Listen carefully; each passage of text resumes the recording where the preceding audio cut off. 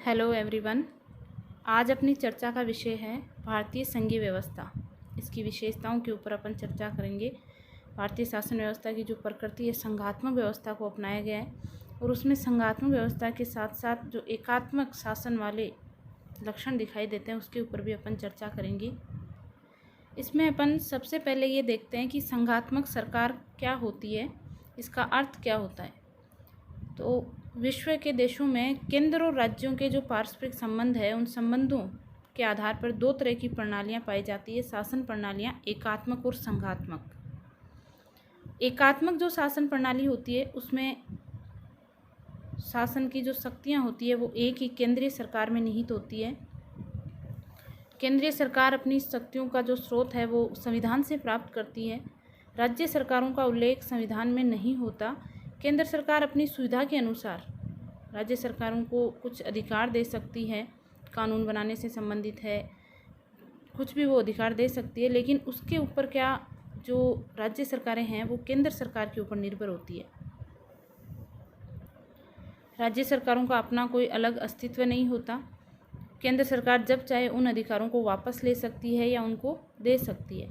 संघात्मक जो सरकार होती है उसमें शासन के दो स्तर होते हैं। किसी भी देश में जहाँ पर संघात्मक शासन व्यवस्था है, एक केंद्र सरकार और दूसरी राज्य सरकार, दोनों ही अपनी शक्तियाँ संविधान से प्राप्त करते हैं और अपने अपने क्षेत्र में, अपने अपने कार्य क्षेत्र में दोनों ही अलग अलग तरीके से स्वतंत्र होती है। जो केंद्र सरकार है वो राज्य सरकार के कार्यों में हस्तक्षेप नहीं कर सकती और जो राज्य सरकारें हैं वो केंद्र सरकार के कार्यों में हस्तक्षेप नहीं करते, और यदि करते भी हैं तो इनके किसी भी विषय को लेकर कोई विवाद होता है तो उसकी व्याख्या संविधान के अकॉर्डिंग की जाती है और व्याख्या करने का कार्य स्वतंत्र जो सर्वोच्च न्यायपालिका की व्यवस्था की हुई होती है उसके द्वारा किया जाता है। यदि अपन संघात्मक सरकार या संघ व्यवस्था का सबसे पहले प्राचीनतम प्रयोग देखें तो ये अमेरिकी संविधान, जो लोकतांत्रिक देशों के जो संविधान है उसमें अमेरिका का जो संविधान है वो सबसे प्राचीन है संघीय संविधानों में, और विश्व में एक आदर्श मॉडल जिसको अपन बोल सकते हैं संघात्मक व्यवस्था का अमेरिका को माना जाता है। ये सबसे प्राचीन है। संघ शब्द जो है वो फेडरेशन, ये लैटिन भाषा के फेडोस से, और जिसका अर्थ होता है संधि या समझौता, यानी संघात्मक सरकार समझौते पर निर्मित सरकार है। इसमें देखिए क्या होता है, दो तरीके से किसी भी देश में संघात्मक सरकार का निर्माण दो तरीके से होता है। पहला तरीका क्या है कि कुछ प्रभुत्व संपन्न जो संप्रभु इकाइयाँ होती है जिसको अपन राज्य बोल सकते हैं, ये कुछ सामान्य उद्देश्य के लिए एक केंद्रीय सरकार का गठन कर देते हैं और शेष विषय में अपनी अलग स्वतंत्र सत्ता कायम रखते हैं।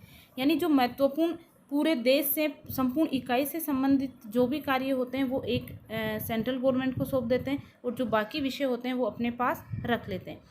ये उनके ऊपर डिपेंड नहीं होते और न ही उनसे किसी प्रकार का अधिकार प्राप्त करते हैं, बल्कि अपना जो अधिकार है वो संविधान से प्राप्त करते हैं। और इस तरीके से जो अमेरिका का संघीय ढांचा है वो इसी तरीके से बना हुआ है। कुछ स्वतंत्र राज्य उस समय जो थे उन्होंने सामान्य महत्व के जो विषय थे वो संघीय सरकार को सौंप दिए और बाकी जो विषय थे वो अपने आप पास रख लिए। दूसरा क्या होता है कि एक इकाई होती है बड़ी राष्ट्र, वो एक एक राज्य क्या करता है कि अपने प्रांतों को, अपने आप को प्रांतों में विभक्त करके कुछ महत्वपूर्ण विषय जो राष्ट्रीय महत्व के नहीं होते, क्षेत्रीय महत्व के होते हैं, वो प्रांतों को सौंप दिए जाते हैं और बाकी जो राष्ट्रीय महत्व के विषय होते हैं वो केंद्र सरकार के। लेकिन इसमें भी निर्माण जो है वो संविधान के माध्यम से होता है। अब यहाँ देखिए जो पहला प्रकार है उसमें राज्यों और केंद्र के अलग अलग संविधान होते हैं, जबकि दूसरे प्रकार में एक ही संविधान होता है। उसी संविधान से दोनों सरकारें अपने जो स्रोत है या अधिकार क्षेत्र है वो प्राप्त करती है। तो इस प्रकार जो संघात्मक सरकार होती है उसमें दो स्तर होते हैं, शासन व्यवस्था के दो स्तर होते हैं, केंद्र सरकार और राज्य सरकार, और इनको जो भी अधिकार या शक्तियाँ प्राप्त होती है वो संविधान के माध्यम से प्राप्त होती है। संघात्मक व्यवस्था की देखिए चार महत्वपूर्ण विशेषताएं होती हैं। सबसे पहली जो महत्वपूर्ण विशेषता होती है वो लिखित और सर्वोच्च संविधान होना चाहिए, यानी संघात्मक व्यवस्था से संबंधित जो प्रावधान है वो एक लिखित और संविधान में होने चाहिए ताकि केंद्र और राज्यों के बीच में किसी प्रकार का विवाद नहीं हो। दूसरी जो महत्वपूर्ण विशेषता है वो है शक्तियों का विभाजन। केंद्र और राज्य सरकार के बीच में संविधान में ही शक्तियों का विभाजन कर दिया जाता है कि ये विषय केंद्र सरकार के अधीन आएंगे और ये जो क्षेत्रीय महत्व के या कम महत्व के वो विषय राज्य सरकार के अधीन आएंगे। तीसरी जो है वो स्वतंत्र और सर्वोच्च न्यायपालिका की व्यवस्था की जाती है। वो इसलिए क्योंकि यदि केंद्र और राज्यों के बीच में किसी भी विषय को लेकर कभी भी कोई विवाद हो तो उस विवाद के निपटारे के लिए संविधान की व्याख्या कर सके और उन विवादों का निपटारा कर सके, इसलिए एक स्वतंत्र न्यायपालिका होती है। चौथी जो विशेषता होती है संघात्मक सरकार की, केंद्रीय सरकार का या संघीय संसद का जो दूसरा सदन होता है जिसको उच्च सदन बोलते हैं, उसमें राज्यों को प्रतिनिधित्व दिया जाता है, यानी राज्य उसमें अपने प्रतिनिधि चुनकर भेजते हैं और ये भी एक संघात्मक सरकार की महत्वपूर्ण विशेषता होती है। कई प्रमुख जो विद्वान हैं उन्होंने संघात्मक शासन व्यवस्था को इस तरीके से परिभाषित किया, जैसे यदि अपन फाइनर को देखें तो इसने लिखा है संघात्मक शासन वह है जिसमें सत्ता या शक्ति का एक भाग संघीय या प्रांतों में निहित होता है और दूसरा केंद्रीय संस्था में जो क्षेत्रीय इकाइयों द्वारा संगठित की जाती है। गार्नर ने भी संघात्मक सरकार को परिभाषित किया है, डाइसी ने भी इसके बारे में लिखा है। जैसे गवर्नर ने लिखा है कि संघात्मक सरकार एक ऐसी प्रणाली है जिसमें केंद्रीय और स्थानीय सरकारें एक सामान्य प्रभु सत्ता के अधीन होती है और ये सरकारें अपने अपने क्षेत्र में क्या होती है, सर्वोच्च होती है निश्चित क्षेत्र में, और ये निश्चित जो क्षेत्र है निर्धारित करने का कार्य है ये संविधान द्वारा निश्चित किया जाता है, न तो इसको केंद्र सरकार निर्धारित करती है और न ही इसको राज्य सरकार निर्धारित करती है। अब अपन भारतीय संघीय व्यवस्था की बात करें, भारतीय संघीय व्यवस्था विश्व की संघीय व्यवस्थाओं में सबसे अनूठी है। यहाँ संघात्मक व्यवस्था के साथ साथ भारतीय संविधान में एकात्मक शासन के लक्षण भी दिखाई देते हैं और इसका कारण क्या था। देखिए, भारत जब 1947 में आज़ाद हुआ तो उस समय की जो परिस्थिति थी, संविधान निर्माताओं के सामने एक ही सबसे महत्वपूर्ण बात थी कि भारत की एकता और अखंडता को किस तरीके से सुरक्षित किया जाए, सुनिश्चित किया जाए, उसकी रक्षा की जाए। इसको देखते हुए भारत ने संघात्मक शासन व्यवस्था को तो अपनाया ही है, लेकिन संकटकालीन परिस्थितियों में उसमें कुछ एकात्मक लक्षण वाले प्रावधान भी किए।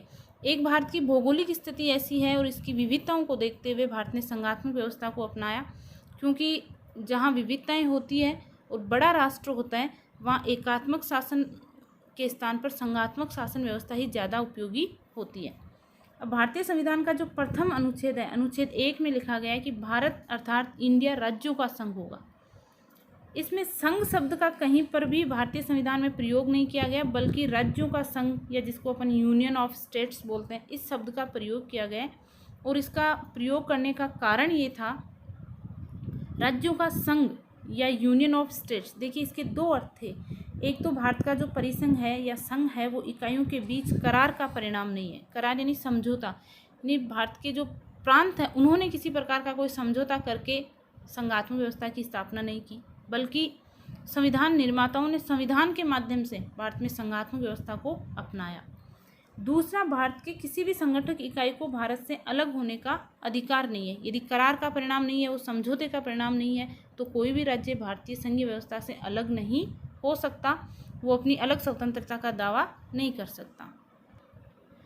और इस तरीके से भारतीय संघीय व्यवस्था में जो अपनाया गया वो एकात्मक लक्षणों वाली संघीय व्यवस्था की स्थापना की गई। इसलिए भारतीय संविधान को अर्धसंघीय कहा जाता है। किस नाम से पुकारा जाता है? अर्धसंघीय, क्योंकि इसमें एकात्मक लक्षण भी दिखाई देते हैं और संघात्मक लक्षण तो है ही। और इस संदर्भ में विभिन्न जो विद्वान हैं उन्होंने भारतीय संघात्मक व्यवस्था को अलग अलग तरीके से परिभाषित किया। जैसे कि अपन केसी विहर का देखें तो केसी विहर लिखते हैं, भारत मुख्यतः एकात्मक राज्य है जिसमें संघीय विशेषताएं नाम मात्र की है।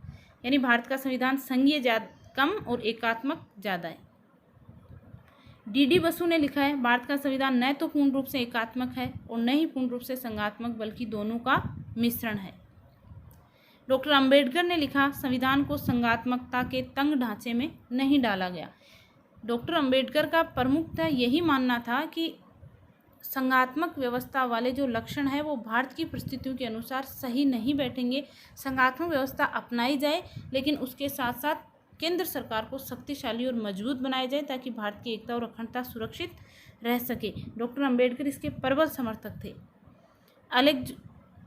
अलेक्जेंड्रोविच ने लिखा है कि भारत एक सच्चा संघ है, तथापि अन्य संघों से इसकी अपनी कुछ अलग विशेषताएं हैं, लेकिन अर्धसंघात्मक कहना एक तरीके से झूठ होगी, मिथ्या होगा। पीटी चाको लिखते हैं संविधान का भारी रूप संघात्मक, लेकिन वास्तव में भारत में एकात्मक सरकार की स्थापना की गई है। इस प्रकार विभिन्न विद्वानों ने अपने अपने तरीके से अलग अलग व्यू में भारतीय संघात्मक व्यवस्था को परिभाषित किया है, और इसका कारण यही है कि भारतीय संविधान में संघात्मक व्यवस्था के साथ साथ एकात्मक लक्षण भी दिखाई देते हैं। अब भारतीय संविधान के जो संघात्मक लक्षण है वो अपन देखते हैं। संविधान की सर्वोच्चता, मुख्य लक्षण जो संघीय व्यवस्था का होता है और ये भारतीय संविधान में दिखाई देता है। भारतीय संविधान लिखित भी है और सर्वोच्च भी है। केंद्र सरकार है चाहे राज्य सरकार है, दोनों ही सरकारें अपनी शक्तियाँ कहाँ से प्राप्त करती है? संविधान से। और संविधान के जो भी उपबंध है वो केंद्र सरकार और राज्य सरकार दोनों के लिए मानना क्या है? बाध्यकारी है। दूसरी यदि अपन विशेषता देखें तो वो है शक्तियों का विभाजन। शक्तियों का विभाजन में देखिए, भारत के संविधान का जो अनुच्छेद 246 है उसमें केंद्र और राज्य के बीच शक्ति विभाजन करने के लिए 3 सूचियों की व्यवस्था की गई है। 3 सूचियां बनाई गई है, संघ सूची, राज्य सूची और समवर्ती सूची। और इन तीनों सूचियों में अलग अलग विषय रखे गए और तीनों पर ही जो कानून बनाने का अधिकार है वो देखिए, संघ सूची में जो राष्ट्रीय महत्व के विषय और इस पर संसद कानून बनाती है। 97 विषय रखे गए इसमें। कौन से विषय? जो राष्ट्रीय महत्व के। राज्य सूची में अपन देखें तो क्षेत्रीय महत्व के विषय 61 और इन पर राज्य कानून जो विधानमंडल है, भारत के 7 जो राज्य वहाँ द्विसदनीय विधानमंडल, बाकी जो 1 सदनीय विधानमंडल वो कानून बनाता है। समवर्ती सूची में ऐसे विषय हैं जहाँ केंद्र सरकार भी कानून बना सकती है और राज्य सरकारें भी कानून बना सकती है, लेकिन विरोध यदि होता है तो इस स्थिति में केंद्र सरकार का जो कानून है वही मान्य होगा और इसमें 52 विषय रखे गए। इन 3 सूचियों के अलावा भारतीय संविधान में एक अवशिष्ट शक्तियाँ भी रखी गई, यानी ऐसे विषय जो समय के अनुसार जुड़ते जाएंगे वो विषय कहाँ आएंगे? अवशिष्ट शक्तियाँ। यदि आज अपन देखें तकनीक के क्षेत्र में, जैसे पहले ये नहीं था, साइबर कानून है, इंटरनेट से संबंधित कोई प्रावधान है, तो वो कहाँ आएंगे? अवशिष्ट शक्तियाँ। और अवशिष्ट शक्तियाँ कनाडा के संविधान के समान भारतीय संविधान में भी केंद्र को सौंपी गई है और इसकी व्यवस्था अनुच्छेद 248 में की गई है। यहाँ पर शक्ति विभाजन को लेकर भी यदि कोई कानून बनाने को लेकर यदि कोई विवाद होता है तो सर्वोच्च न्यायालय जो है इसकी व्याख्या करता है। स्वतंत्र एवं निष्पक्ष न्यायपालिका, तीसरी जो महत्वपूर्ण विशेषता है संघात्मक व्यवस्था की, इसकी स्थापना भी भारत में की गई है। ये संविधान का अंतिम रक्षक भी और व्याख्या भी करता है। सर्वोच्च न्यायालय ने समय समय पर भारतीय संविधान की रक्षा की है। यदि सर्वोच्च न्यायालय को लगता है कि केंद्र सरकार या राज्य सरकार द्वारा बनाई गई कोई भी विधेयक संविधान विरोधी है तो वह उसको असंवैधानिक घोषित कर सकता है, और ऐसा समय समय पर भारतीय न्यायपालिका ने किया भी है। चौथी अभी जो विशेषता है वो है राज्यसभा उच्च सदन। ये देखिए, जो केंद्रीय संसद का दूसरा सदन है राज्यसभा, उसमें राज्यों को प्रतिनिधित्व दिया गया है। हालांकि जो अमेरिका का दूसरा सदन है सीनेट, जो संघात्मक व्यवस्था का सबसे बड़ा उदाहरण है अमेरिका, वहाँ सीनेट में सभी राज्यों को समान प्रतिनिधित्व दिया गया है। 50 जो राज्य हैं 2-2 सदस्य भेजते हैं, लेकिन भारत में राज्यों को जो प्रतिनिधित्व दिया गया है वो एक समान न होकर जनसंख्या के आधार पर दिया गया है, जनसंख्या को आधार माना गया है। 5वीं यदि अपन विशेषता देखें भारतीय संघात्मक व्यवस्था की तो वो है संघीय प्रक्रिया के अनुरूप संशोधन प्रणाली। यानी भारतीय संविधान में जो प्रावधान संघात्मक व्यवस्था से संबंधित है, जो केंद्र राज्यों के संबंधों से संबंधित है, जैसे अनुच्छेद 246, 48, जो भी केंद्र राज्य दोनों संबंधों को प्रभावित करते हैं, ऐसे संशोधन अकेले केंद्र सरकार नहीं कर सकती। उसमें कम से कम आधे राज्यों के विधानमंडलों की स्वीकृति है या सहमति जो है वो जरूरी होती है। बिना सहमति के संविधान में संशोधन नहीं किया जा सकता। तो इस प्रकार संघात्मक व्यवस्था के जो लक्षण है वो सारे के सारे लक्षण भारतीय संविधान में पाए जाते हैं और इसीलिए भारतीय संविधान को संघ संविधान कहा जाता है। लेकिन क्योंकि जैसा कि उस समय की परिस्थितियाँ और भारत की इतनी भौगोलिक परिस्थितियों को देखते हुए इसमें कुछ एकात्मक लक्षण भी रखे गए, जिसका अध्ययन अपन अगले लेक्चर में करेंगे। धन्यवाद।